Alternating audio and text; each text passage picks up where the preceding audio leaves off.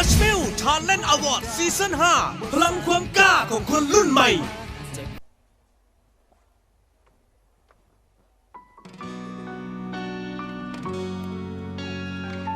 สบายดี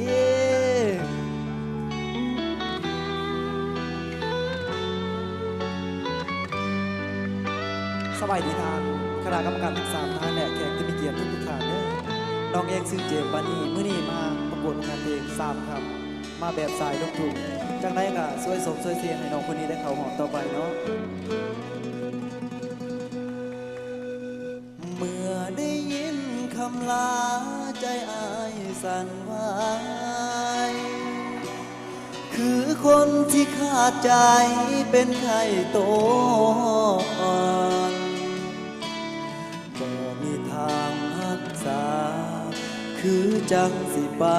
บ่รอดล้มลงนั่งอยู่กับหมอนหายใจบ่ทันตอนนั้นเคยบอกอายว่าคำสัญญาน้องนานจะบอกมีวันเปลี่ยนแปลงลาคำแพงเจ็บแพงน้องเย็ดแบบนี้ปวดอีหลีคือเข็มแทงลงใจอ้ายพบกันมา4 ปีบ่เคยจะมีปัญหาพอแต่เขาเข้ามาใจน้องแปรผัน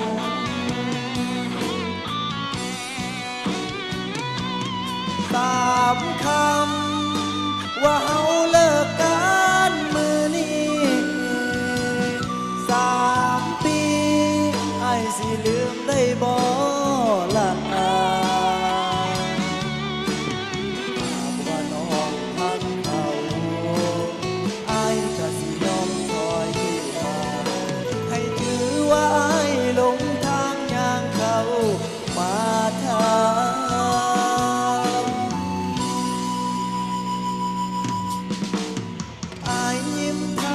ตาเมื่อเจ้าเลือกเขาน้องบอกว่าเขา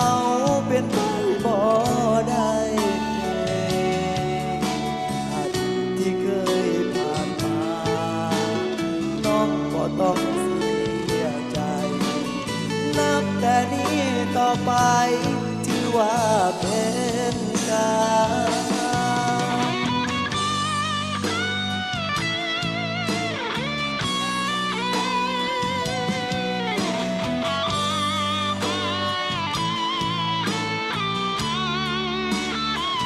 ขอเสียงหน่อยเด้อ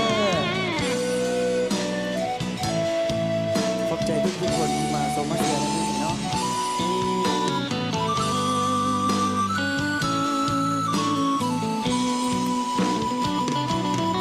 3 ค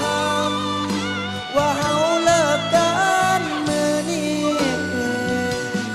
3 ปีไอ้สิลืมได้บ่ล่ะ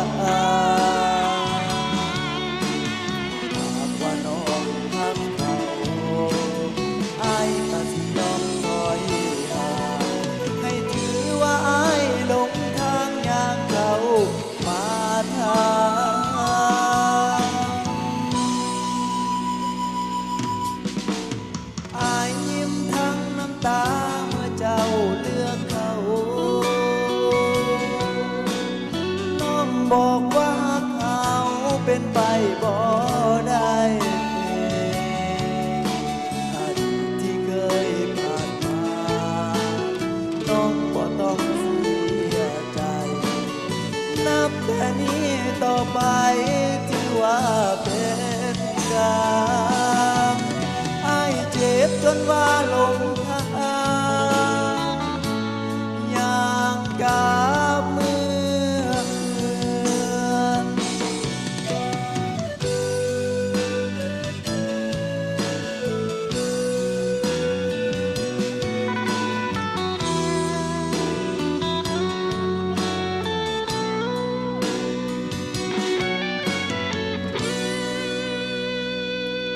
ใจหลายเด้อ